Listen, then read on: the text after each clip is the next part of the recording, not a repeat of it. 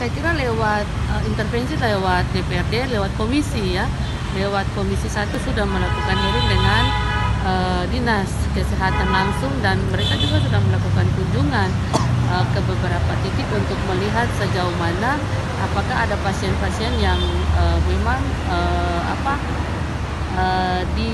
ada indikasi mengalami gagal ginjal tersebut ataukah tidak. Dan sampai sejauh ini lewat Dinas Kesehatan setelah diadakan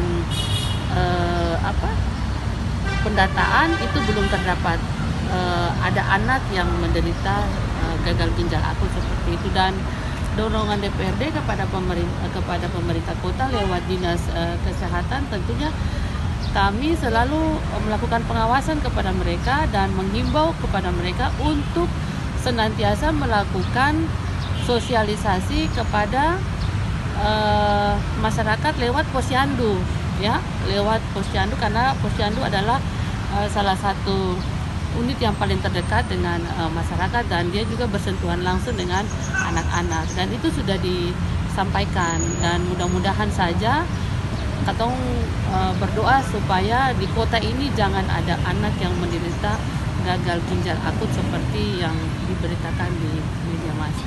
Dari kasus 0% ya? Terima kasih sudah nonton. Jangan lupa like, subscribe, dan share ya.